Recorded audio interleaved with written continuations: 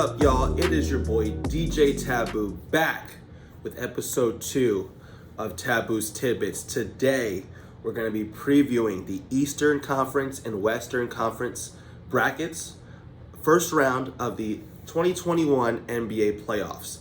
If you're excited, I'm going to be talking about the Eastern Conference first. The next video that will be out right after this one will be about the West.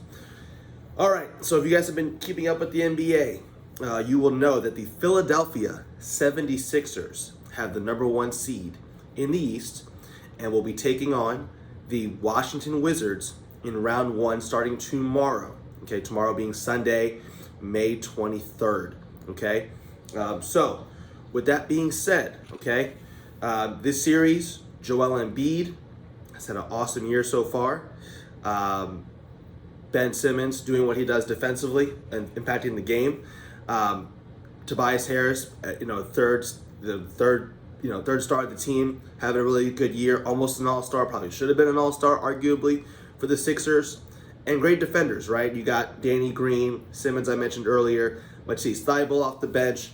Philadelphia has had a wonderful year, number 1 seed in the Eastern Conference, led by Coach Doc Rivers, who was with the Clippers last season. The Wizards, meanwhile, had a rough year at the beginning. A lot of COVID, issues, injuries. Russell Westbrook, Bradley Beal. They are getting into form now. They beat Indiana on Thursday night to qualify for this game on Sunday for this first round series in the 1-8 matchup. Russell Westbrook, as y'all probably do know, has broken Oscar Robertson's record for most triple doubles in a career. He passed him at 182, and he also averaged his fourth triple double in 5 years. So Russ, outstanding season, tremendous player. Bradley Beal, number 2 in scoring this year at 31 points a game behind Stephen Curry for the Warriors. So this Wizards team has firepower and they have star power. When you have 2 great guards like they do, anything can happen. It's a playoff series. You guys get hot at the right time. You can advance. However, I think Philadelphia has a little too much because Joel Embiid is an absolute monster down low. He'll be probably top 5 in the MVP voting this year, even though he got injured for about 18 or so games with his knee. So I like the Sixers in 5, possibly 6, but I'm going to go Sixers in 5. I just don't know Washington has enough to give Joel Embiid trouble down the stretch. Though if they do, and they can get the ball out of his hands, right, you make other guys beat you, which is what they'll probably do at the end of the day. Daniel Gafford, Robin Lopez, Rui Hachimura had done an amazing job with the Wizards on their front line, but Joel Embiid's a different animal. So I'm going to go Sixers in 5. Close games, I think, throughout, but I like the Sixers just executing down the stretch and having that winning DNA with now Doc Rivers at the helm of that franchise. Moving on to now the 2-7 matchup in the Eastern Conference. We have the Brooklyn Nets taking on the Boston Celtics. Now, Boston, as a team, lots of talent, right? Jason Tatum, Jaylen Brown, Kemba Walker, Marcus Smart, really good players. Brad Stevens has been there now 8 years, I think, and has done a really good job. Has been to 3 or 4 conference finals, but this team this season underachieved. They had some injuries. They had COVID as well, like most teams in the NBA did this season. But in terms of consistency, whether it's offensively, taking really bad shots, a lot of one-on-one basketball, not playing great defensively at times, and not committing to that end of the floor, they've underachieved, and that's why they're in the 7th seed. As good as Jason Tatum is, and he scored 60 points against the Spurs 2 weeks ago. He scored 50 against the Wizards on Tuesday in the play-in game. I don't think they can overcome the Nets. The Nets have a 3-headed monster of Kevin Durant, Kyrie Irving, and now James Harden added to the fold later this season, or I said earlier this season. Those guys are hard to stop. They are an offensive juggernaut. Now, defensively, they have some issues because they're kind of small in the front line. But in terms of scoring, no one can score the way they can with 3 all-stars, 3 of the best one-on-one guys we have in the league, arguably the top 5, 3 of the top 5 players, right? One-on-one. So, Steve Nash, this is his first playoffs as Nets head coach, but I think that they will do enough to beat the Celtics in 5. I think Tatum will get a game at home. This could even be a sweep, but I like Brooklyn getting back to their continuity, that flow, that chemistry on the court now in the playoffs. I like Brooklyn in 5 against the Celtics. Boston, again, no Jaylen Brown. I forgot to mention that. No Jaylen Brown in this series. He has a broken left wrist, but nevertheless, I still would have probably said Brooklyn in 5 or 6. I'll probably go 5 now with no Jaylen Brown, who was an all-star this year. So I got, again, Brooklyn in 5. I had Philadelphia in 5. Okay? In the 3-4 matchup, okay? Sorry, 3-4. The 3-6 matchup, excuse me. 3-6, we have the Milwaukee Bucks taking on the Miami Heat. Now, this is a rematch of last season's Eastern Conference semifinal, which Miami won 4-1. Miami in the bubble last year made the finals. Jimmy Butler, absolute stud, does everything you need, from a superstar. He'll score, play great defense. He can pass the ball. He's incredible. He's underrated, honestly, because he's not your big time scorer, if you will, from a points perspective, but he does everything you want a player of his caliber to do.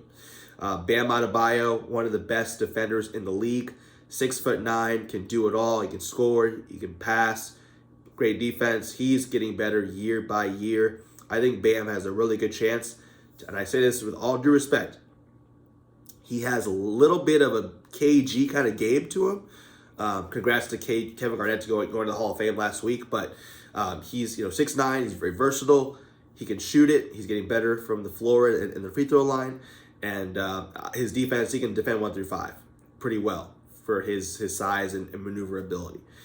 You got guys like Duncan Robinson, great shooter. Tyler Hero off the bench. Goran Dragic, really good player. Miami has a lot of good weapons. My only thing with them is I think they're running into the team that they obviously beat last year, who has the points to prove. The Milwaukee Bucks have been oftentimes forgotten about in the playoffs because they haven't played very well in the last few years. Lost to Toronto 2 years ago in 6 games after winning the first 2. They lost 4 in a row. Last year they lost to Miami, as I said earlier, 4-1 in the second round of the playoffs. Giannis Antetokounmpo he's the Greek freak, right? He's an incredible player. He's going to get he's going to score the ball, he's going to get rebounds, but they're going to build a wall around him going to the basket. He's 6'11". He can get to the rim in one giant leap, one giant step. Miami will not let him do that every single play or possession, right? And this is a really critical time where every possession matters in a playoff series, right? But the key to this series for me is going to be a new member of the Bucks, and that is Drew Holiday.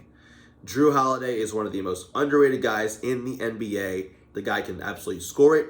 He can play great defense. He competes at a high level. Unbelievable story with him and his wife, Lauren. Awesome dude, former UCLA Bruin. I think he is the catalyst for that team to go from pretender or trying to get to where they want to be to really having a finals aspiration, where I think Milwaukee can really make a run in these playoffs if they can really find themselves and get into that groove and play as a team. Chris Middleton is a great second star alongside Giannis and Drew, but I think Drew Holiday in this series, guarding a Jimmy Butler, maybe guarding a Tyler Hero, a Goran Dragic, will be the difference in this series, and I'm going to go Bucks in 7 over the Heat. Hard-fought series. If Miami were to win, I would not be surprised. But I like Milwaukee's DNA right now as a team. They've had some rough stumbles in the playoffs the last few years. I think this year, with them adjusting more under Coach Budenholzer, they take that step. I like Bucks in 7 over the Heat. And then last but not least, we have the 4-5 matchup. we have the New York Knicks back in the playoffs under Coach Tom Thibodeau, my former Bulls head coach, who I love dearly and miss dearly in our glory years with Derrick Rose and Taj Gibson and Joakim Noah, taking on the Atlanta Hawks. And Atlanta has had a really good second half of the season.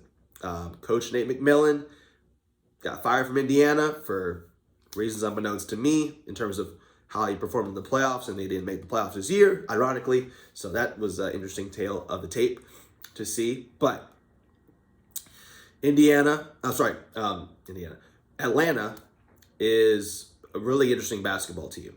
Trae Young is a heck of a player, does not get enough credit. I mean, Luka Doncic in that draft class in 2018 has been the headliner, as deservingly so. He's been incredible, his 3 years in the NBA.